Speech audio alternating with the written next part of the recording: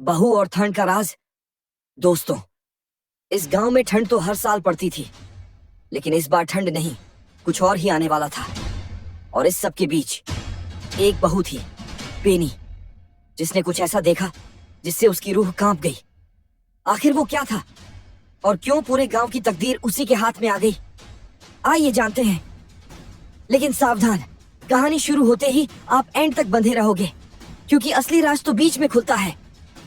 कहानी की शुरुआत गांव, सर्दी और बेनी। सर्दियों का पहला झोंका गांव पर पड़ चुका था।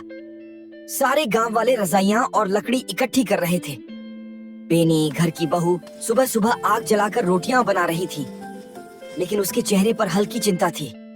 पिछली ठंड में गांव में कई अजीब घटनाएं हुई थीं। लकड़ियां गीली मिलती, चूल्हे बुझ जाते और रात के समय किसी के चलने की आवाजें आती। बेनी को हमेशा लगता था ये सब सिर्फ ठंड नहीं है, कुछ और भी है। सस्पेंस का पहला इशारा। एक रात बेनी ने चूल्हा जलाया, तभी उसे लगा कि धुएं में एक अजीब सी आवाज मिल रही है, जैसे कोई फुसफुसाकर बोल रहा हो, इस बार बच नहीं पाओगे। बेनी घबरा गई। उसने आसपास देखा, पर कोई नहीं था। उसने बात किसी को नहीं बताई, पर उसके भीतर डर और सवाल दोनों बढ़ते गए। दादी का पुराना राज। अगली सुबह दादी ने उसे पास बुलाया। दादी की आंखों में एक गहरी बेचैनी थी। बेनी, पिछली बार जो ठंड आई थी वो ठंड नहीं थी, इशारा था। हमारे पूर्वजों ने एक वादा किया था, उसे हमने पूरा नहीं किया। और जब वादा टूटता है, ठंड की रातें सिर्फ ठंडी नहीं, खतरनाक हो जाती हैं। बेनी हैरान, क्या वादा था दादी?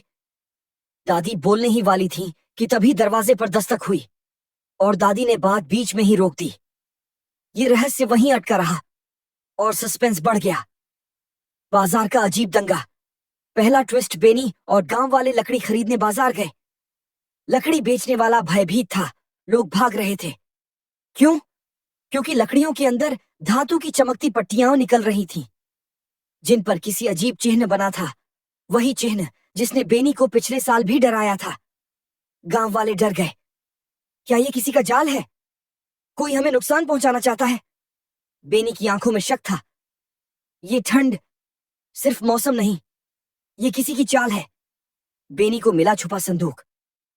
बड़ा ट्विस्ट, घर लौटते समय बेनी ने आंगन के कोने में पुराने भूसे के नीचे कुछ ढंसा हुआ देखा। वह था एक पुराना लकड़ी का संदूक। खोला तो उसमें पुराने ऊनी कपड़े, एक टूटा हुआ ताबीज और एक चिट्ठी मिली। चिट्ठी में लिखा था, जब ठंड अपनी चरम पर हो, एक व्यक्ति लौटेगा और गांव को उसकी परीक्षा देनी होगी। यह कौन था? क्यों लौटेगा?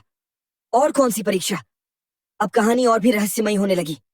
क्लाइमैक्स, गांव का इकट्ठा होना, ठंड बढ़ती गई, हवा तेज, चूल्हे बुझने लगे, लकड़ी काम नहीं कर रही थी। गांव डर गया। बेनी उठी और बोली, हम सब इकट्ठे होंगे, एक जगह आग जलाएंगे, बंटेंगे नहीं, मिलकर खड़े होंगे। यही हमारी ताकत है।